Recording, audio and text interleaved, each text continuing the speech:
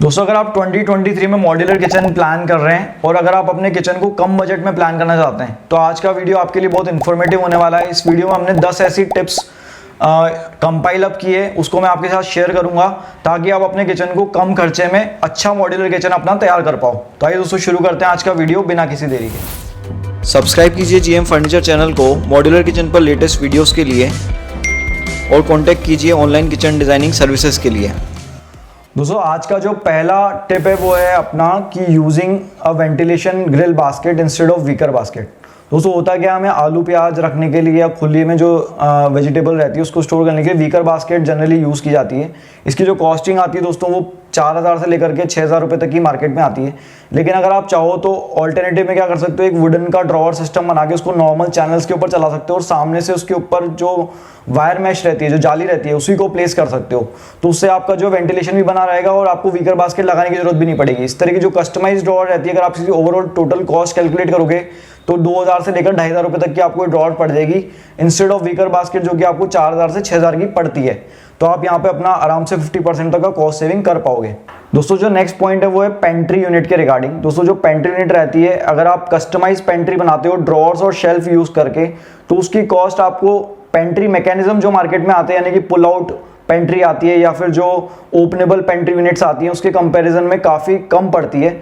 तो आप, मेरा सजेशन ये रहेगा, अगर आप किचन को कम कॉस्ट में प्लान कर रहे हो तो अपनी जगह, अपने पास कितना स्पेस है उसके अकॉर्डिंग कस्टमाइज पेंट्री यूनिट बनाइए जिसके अंदर आप शेल्व्स यूज कर सकते हैं, wire pull out baskets use कर सकते हैं और अपने किचन के अंदर पेंट्री को अच्छे से बनवा सकते हैं। अगर आप एक मोटा मोटी कॉस्ट कंपैरिजन देखोगे तो जो पेंट्री का मैकेनिज्म आता है, सिर्फ मैकेनिज्म मतलब कि अंदर का जो हार्डवेयर आता है वो ही लगभग 25,000 रुपये से शुरू होकर के 45,000 रुपये तक आता है, अलग अलग ब्रांड्स के अकॉर्डिंग और अलग अलग साइजेस के अकॉर्डिंग।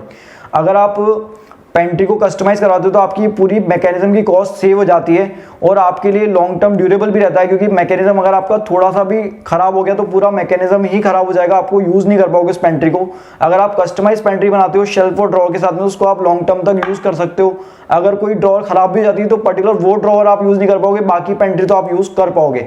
तो इसलिए जो पेंट्री है उसको कस्टमाइज करवा के आप अपनी कॉस्ट को सेव कर सकते हो। दोस्तों थर्ड पॉइंट है alternative to the rolling shutter for the small appliances. इसका मतलब ये दोस्तों, रोलिंग शटर जो जनरली काम में लिया जाता है वो स्मॉल अप्लायंसेज को स्टोर करने के लिए, हाइड करने के लिए काम में लिया जाता है। जैसे कि मिक्सर ग्राइंडर हो गया, आपका सैंडविच मेकर या फिर आपका जो जूसर है उसको हाइड करने के लिए किया जाता है। आप इसके जगह पे क्या कर सकते हो, आपके पास जितने अप्लायंसेज अवेलेबल है उनको पहले आप काउंट कीजिए कितना स्पेस आपको चाहिए, उसके लिए उसके अकॉर्डिंग आप अपना छोटा सा स्मॉल अप्लायंस कैबिनेट एक प्लान कर सकते हो।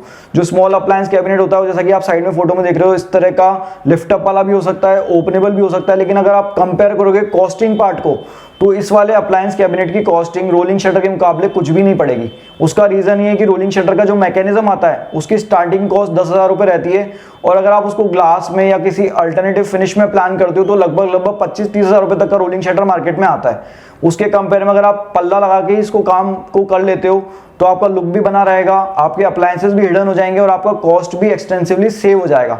तो एक बहुत अच्छा टिप है कॉस्ट सेविंग करने के लिए। दोस्तों जो फोर्थ पॉइंट है वो ड्रॉअर सिस्टम्स के लिए है। दोस्तों जनरली क्या होता है कि जो अपनी मॉड्यूलर किचन इंडिया में बनती है उसमें कटलरी, थाली और कप प्लेट, 3 ऐसी बास्केट है जो जनरली यूज आती है। एक पुल आउट भी ज्यादा काम आती है। तो ये जो 4 बास्केट है दोस्तों, इनको आप वायर एसएस में लीजिए, बाकी की भले आप इनोटेक या टेंडम बॉक्स प्लान कर सकते हैं।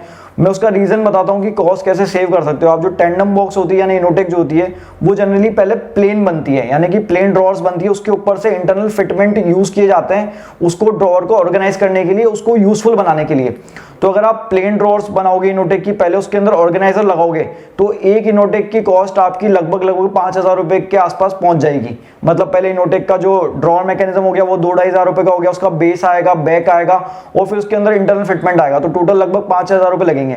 वहीं अगर आप वायर बास्केट डायरेक्टली कटलरी वाला बाय कर लेते हो या फिर थाली वाला बाय कर लेते हो या कप सोसर वाला बाय कर लेते हो, क्योंकि इसके अंदर वेट उतना नहीं पड़ने वाला तो वायर बास्केट में प्रॉब्लम भी नहीं आएगी अपने को, और उसको बाय कर लेते हो तो आपकी कॉस्टिंग लगभग एक ड्रॉअर बास्केट की 2,000 रुपए के आसपास ही आएगी।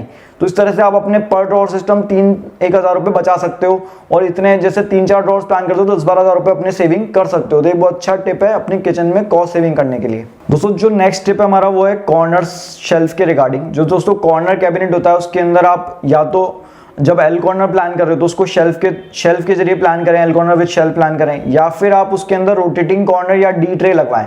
जो रोटेटिंग कॉर्नर और डी ट्रे आता है ये थोड़े से कंपैरेटिवली इकोनॉमिक आपके हार्डवेयर मैकेनिज्म है। अगर आप वहाँ पे ब्लाइंड कॉर्नर प्लान करके उसके अंदर मैजिक कॉर्नर या फिर एक्स्ट्रा जैसी फिटिंग लगाते हो तो वो काफ़ी कॉस्टली पड़ती है। तो अगर आपको अपने किचन का यूजफुल भी बनाना है, उसका लुक भी अच्छा देना है, तो आप रोटेटिंग ट्रे जो वायर एसएस में आती है या फिर जो बेस वाली आती है वो काम में ले सकते हो, या फिर आप अपना जो है शेल्फ के साथ में प्लान कर सकते हो। उसके अंदर मैजिक कॉर्नर या फिर एस्ट्राउजल को अवॉइड करें, क्योंकि मैजिक कॉर्नर और एस्ट्राउजल लगभग 20,000 रुपये की रेंज से ऊपर ही आपके जो है कॉर्नर मैकेनिज्म्स आते हैं, जबकि आपका जो डी ट्रे या रोटेटिंग 3/4 रोटेटिंग कॉर्नर आता है वो 5,000 रुपये 6,000 रुपये की रेंज में भी आपको मार्केट में अवेलेबल हो जाएगा। तो इस तरह से आप अपने किचन में कॉस्टिंग को सेव कर पाओगे। दोस्तों जो नेक्स्ट स्टेप हमारी ओवरहेड कैबिनेट्स के रिगार्डिंग है। ओवरहेड कैबिनेट में अगर आप लिफ्ट अप प्लान कर रहे हो तो मैं पहले ही बताता हूँ आपको हमेशा सिंगल गैस पिस्टन वाले लिफ्ट अप मैकेनिज्म यूज करने चाहिए अगर आप कम कॉस्ट में अपने किचन को प्लान करने वाले हो, क्योंकि इसके अंदर क्या इसकी जो कॉस्टिंग रहती है सिंगल गैस पिस्टन की वो 300-400 रुपये के आसपास रहती है। वहीं अगर आप बाईफोल्ड लिफ्ट अप प्लान करते हो उसमें दोनों पल्ले एक साथ ऊपर हो जाते हैं तो उसकी जो कॉस्टिंग आती है मैकेनिज्म की वो 5,000 रुपये से ऊपर ही आती है। तो आप यहाँ पे एक्सटेंसिवली अपने किचन के अंदर ओवरहेड कैबिनेट में पर कैबिनेट लिफ्ट अप के अंदर लगभग 4,500 रुपये की सेविंग कर सकते हो। दोस्तों नेक्स्ट हमारी टिप है using only number of required drawers. मतलब इसका मतलब ये कि जितनी रिक्वायर्ड है उतनी ही ड्रॉर्स प्लान करना, बाकी जगह ओपनेबल डोर प्लान करना। दोस्तों ऐसा माना जाता है कि मॉड्यूलर किचन मतलब ड्रॉर्स ही ड्रॉर्स हो, ऐसा जरूरी नहीं है, क्योंकि इंडियन अगर आप किचन प्लान कर रहे हैं, इंडियन कस्टमाइजेशन कर रहे हैं, तो उसके अंदर कई सारा ऐसा सामान होता है जिसको आप ड्रॉर्स में नहीं रख सकते। फॉर एग्जांपल आपके दालों के डिब्बे हैं जो वजनी रहते हैं, जिसके अंदर वेट लगभग 5 किलो 4 किलो रहता है, या फिर आपकी जो लोहे की कढ़ाई है, इस तरह के जो हैवी वाले यूटेंसिल्स हैं या हैवी वाले जो कंटेनर हैं उनको आप वायर बास्केट या किसी भी ड्रॉर्स में नहीं प्लान कर सकते हो। इसलिए आप वहाँ पे ओपनेबल डोर्स प्लान कीजिए, ड्रॉर्स प्लान मत कीजिए। ड्रॉर्स जितनी कम रहेगी उतनी किचन में कॉस्टिंग कम आएगी, क्योंकि पर ड्रॉर आपका किचन का बजट बढ़ता जाता है। तो जितनी रिक्वायर्ड है उतनी ही ड्रॉर्स प्लान करना भी आपकी किचन की कॉस्ट को कम कर सकता है। दोस्तों जो नेक्स्ट टिप हमारा वो है using laminate instead of acrylic. दोस्तों लैमिनेट फिनिश जो आती है, लैमिनेट जो शटर रहता है, जो मेरिनो ब्रांड, सेंचुरी या ग्रीन के लैमिनेट शीट्स आती हैं, वो कंपेयर टू एक्रेलिक या पीयू या अदर फिनिशेस काफ़ी कॉस्ट इफेक्टिव मटेरियल है, ड्यूरेबल भी है, मेंटेनेंस फ्री भी है। तो अगर अपने किचन को कम बजट में प्लान कर रहे हो तो लैमिनेट्स यूज़ करना ज़्यादा बेटर है कंपेयर टू एक्रेलिक या अदर मटेरियल। तो ये भी एक बहुत अच्छा आइडिया है कॉस्ट सेविंग करने के लिए। दोस्तों अगर आपका किचन ओपन बना हुआ है और आप ब्रेकफास्ट काउंटर प्लान करने वाले हो तो ब्रेकफास्ट काउंटर आप विदाउट स्टोरेज प्लान कीजिए। और अगर आप ब्रेकफास्ट काउंटर को कम से कम कॉस्ट में प्लान करना चाहते हो तो आप क्या कर सकते हो, आपका जो काउंटर टॉप मटेरियल आप यूज कर रहे हो, चाहे वो ग्रेनाइट है या फिर आपका मतलब अदर जैसे नैनोवाइट G5 मटेरियल है, जो भी जिस भी मटेरियल का आप काउंटर टॉप प्लान करो उसी का कंटिन्यूएशन में ब्रेकफास्ट काउंटर बना के उसको स्टील रॉड के ऊपर या फिर किसी पत्थर के ऊपर, स्टोन के ऊपर ही स्टैंड आउट कर दीजिए। इससे क्या होगा, आपका कम से कम कॉस्ट में ब्रेकफास्ट काउंटर प्लान हो जाएगा। अगर आप ब्रेकफास्ट काउंटर को वुडन का बनाओगे और उसके ऊपर उसके अंदर स्टोरेज बनाओगे तो आपकी ब्रेकफास्ट काउंटर की कॉस्ट बढ़ जाती है। अब ऐसे में ये आता है कि एस्थेटिकली उसकी अपील कैसे होगी, तो मैं आपको कुछ साइड में इमेजेस दिखा रहा हूँ। इस तरह के जो ब्रेकफास्ट काउंटर रहते हैं इसके ऊपर आप पेंडेंट हैंग करके या लाइट्स लगा करके काफ़ी अच्छा लुक भी दे सकते हो और अपने किचन के अंदर एक cost effective breakfast counter plan कर सकते हो। तो ये हमारी नेक्स्ट स्टेप रहेगी कॉस्ट सेविंग करने के लिए मॉड्यूलर किचन में। दोस्तों जितना भी किचन में मटेरियल आता है, चाहे वो लैमिनेट है, हार्डवेयर है, ड्रॉर सिस्टम्स हैं, हिंजेस हैं, इसके अलग अलग कैटेगरी में प्रीमियम और मीडियम और इकोनॉमिक तरह के अच्छे ब्रांड्स मार्केट में हैं।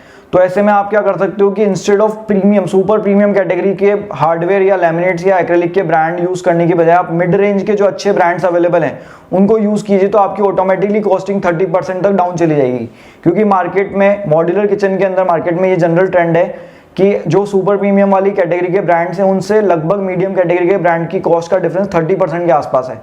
तो इससे रिलेटेड हमने एक वीडियो भी पहले बनाया था, उसका लिंक मैंने आई बटन में डाला है, जहां पे आप कौन से मिड लेवल के ब्रांड्स यूज कर सकते हो उससे रिलेटेड इन्फॉर्मेशन दी हुई, आप चाहो तो उसको चेकआउट कर सकते हो। दोस्तों जो लास्ट पॉइंट हमारा वो है यूजिंग स्टैंडर्ड साइज कैबिनेट। इसका मतलब ये दोस्तों आप कैबिनेट्स को स्टैंडर्ड साइजेस का बनवाइए, जैसे 2 फीट हाइट बनती है तो 2 फीट बनवाइए। उससे क्या होगा कि आपका प्लाईवुड और लैमिनेट का जो कंजम्पशन है वो ऑप्टिमाइज होगा। इसके लिए मैं आपको एक बहुत अच्छा टूल भी आज बताने जा रहा हूं। अगर आपके पास थोड़ा सा टाइम एक्सेस है और अगर आप अपनी कॉस्ट को सेव करने के लिए थोड़ा टाइम एक्स्ट्रा निकाल सकते हो, कारपेंटर से स्पेशली किचन बना रहे हो तो ऑप्टी कटर नाम से एक ऑनलाइन टूल अवेलेबल है, जैसा कि आप साइड में देख रहे हो। इसमें आप नंबर ऑफ पैनल्स डालिए और किस किस साइजेस के आपको पैनल्स कट करने वो डालिए, तो वो आपको एक ऐसा ऑप्टिमाइज्ड तरीके से प्लाईवुड का शीट बना के देगा कि आप किस प्लाई में से कौन सा टुकड़ा काटेंगे तो सबसे ज्यादा एफिशिएंटली आपका प्लाईवुड यूटिलाइज होगा। तो ये बहुत अच्छा ऑप्टी कटर नाम से एक टूल है जिसको आप यूज कर सकते हो अपने मॉड्यूलर किचन में कॉस्ट को ऑप्टिमाइज करने के लिए।